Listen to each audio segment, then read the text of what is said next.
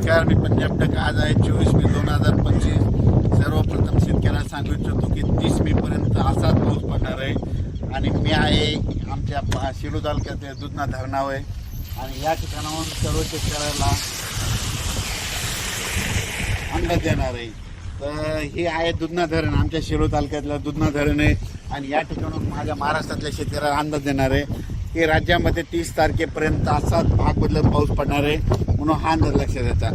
पण राज्यात सांगायचं झालं तर सर्व शेतकऱ्यांसाठी आनंदाची बातमी, 1, 2, 3 जूनला राज्यात सूर्यदर्शन होणार आहे. पाऊस विश्रांती घेणार आहे, वरून राजा रजेवर जाणार आहे, म्हणून हा अंदाज लक्षात येतात. म्हणजे सांगायचं झालं तर 1 जून, 2 जून, 3 जूनला वरून राजा विश्रांती घेणार आहे, रजेवर जाणार आहे, म्हणून हा अंदाज लक्षात येतात.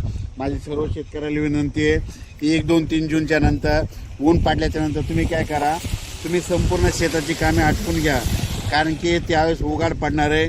नंतर परत 5-6 जूनच्या नंतर थोडं तुरळक कुठेतरी पाऊस चालू राहील. पण राज्यात मात्र 1, 2 जून, 3 जूनला सूर्यदर्शन होणार आहे, चांगलं हवामान कोरडं राहणार आहे, म्हणून हा अंदाज लक्षात येतात. पण राज्यात मात्र आता 27, 28 आणि 29 मेला म्हणतं ठिकठिकाणी मुसळधार पाऊस पडणार आहे, भाग बदलत पडणार आहे, म्हणून हा अंदाज लक्षात येतात. राज्यात दररोज वेगवेगळ्या भागात 2-2 दिवस पाऊस मुक्काम करत जाणार आहे, म्हणून हा अंदाज लक्षात येतात. पण राज्यात मात्र 30 मे पर्यंत असंच पावसाचं वातावरण राहणार आहे, म्हणून हा अंदाज लक्षात यायचा. अचानक वातावरण बदल झाला तर लगेच एक मेसेज दिला जाईल. धन्यवाद.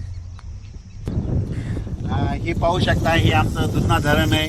म्हणजे शेलू तालुक्यातील लहान भाग होणार आहे, हे आमचं हे धरण आहे. आणि या धरणात देखील पाणी यायला सुरुवात झाली, पाहू शकता.